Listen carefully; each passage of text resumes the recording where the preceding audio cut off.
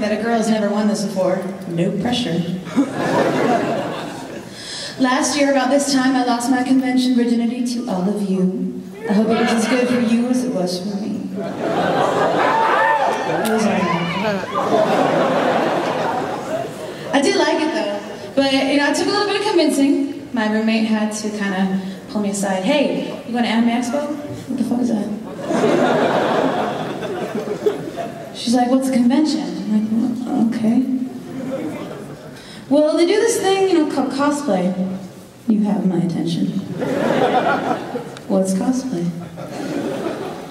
Well, basically, it'll give you the opportunity to have sex with Inuyasha. Go on. You have my attention still. So I come to Anime Expo.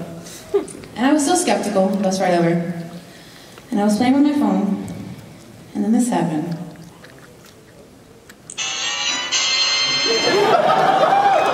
And the guy in the bus behind me leans over and says, what'd you get? My people!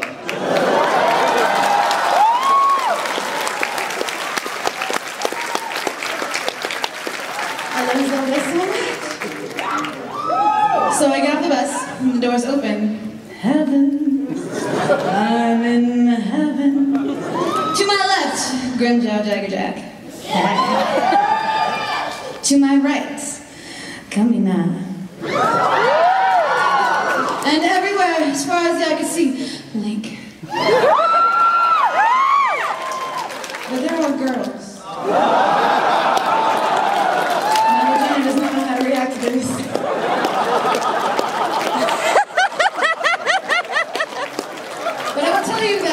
Cosplay has afforded me one glorious thing.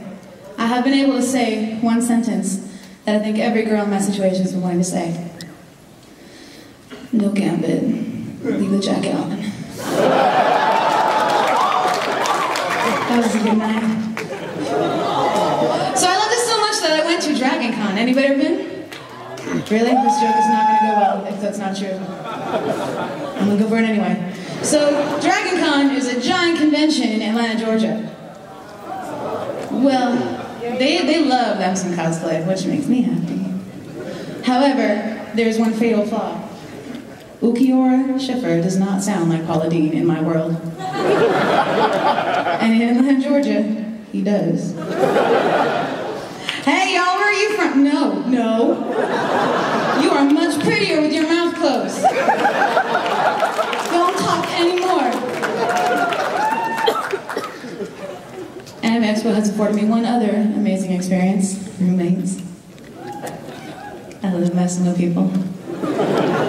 My roommate David snores. I did not know that. Now I do. When David snores, snore is not the right word. It really sounds like a Paul Oakenfold remix of someone choking to death, which is awesome at 4 o'clock in the morning. But David has a snooze button. You throw a pillow at him, he stops for like 20 minutes. And you think I'm kidding, but I'm not. So he was sleeping in the middle, and between the two beds, there's like a massive marshmallow of pillows over him. Because it's funny. He doesn't snore that bad. Anyhow, so this morning he woke up, and it was like the marshmallow grew. And then like halfway through the movie, the guy who's not really dead has the hand. He did that. It's hilarious. But see, David expects me to fuck with him, because that's what I do. The other guys in my room, who I met through the forums, do not know that about me. Little did they know, I'm good at it. So today, I was decorating my first cosplay. Unfortunately for the showers at the JW Marriott, it involves blood splatter. Sorry. So I did my costume, and I had to leave because there was a really cool panel. And I ran into one of my roommates from the forums in the hallway. Hey, when you get back to the room, don't worry about the body hanging in the shower. I'm gonna clean the blood when I get back, I swear. Just give me like 20 minutes. Totally cool. The look on his face was this like mix of pure horror and confusion, and it was glorious.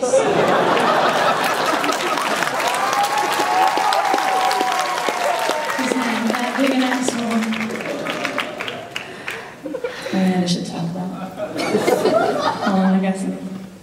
Can we talk about furries for a minute? That's not the reaction they're supposed to give me. Hey, can we talk about 5 years ago when furries knew they were supposed to be ashamed of themselves? And they shut the fuck up in public? Because I remember that, and I wish that would come back. Furries have entered my lives in some crazy, crazy ways that I did not expect. My roommate, who does all the porn, you're welcome. She apparently was a furry at one point in her life, and she made the mistake of telling me this. So now every time I see anything that has a tail, I buy it for her. She does not think it's funny. But I do. Her entire bedroom is full of awful, awful things. You ever heard these things called dunnies? And she hadn't. Anyhow, that was beautiful. But most importantly, she goes to Comic-Con, and people know who she is. And unfortunately for her, I know that. So I just walk around going, "Oh my God, Mistress Zelda!" over and over again. She doesn't like that very much, because then she just gets a crowd of sweaty men that just mob her. So funny.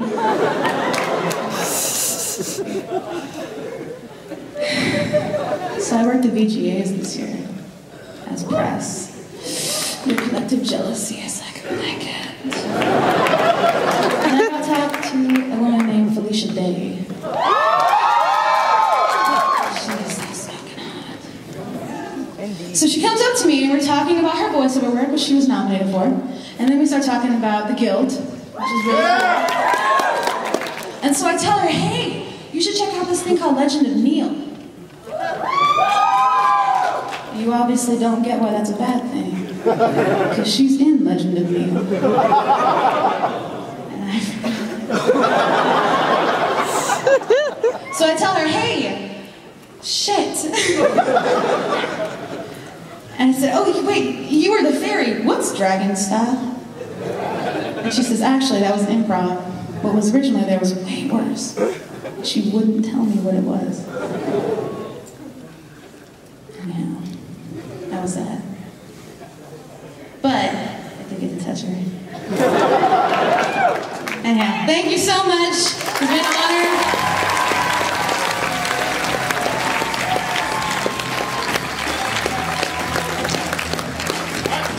Jennifer? Yeah, let's keep it going for the very sexy Jennifer.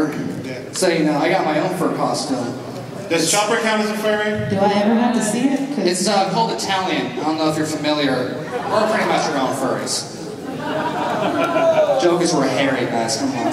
Body hair. We're going to find out later. You're on the front row. All right, anyway. Run. Anyway.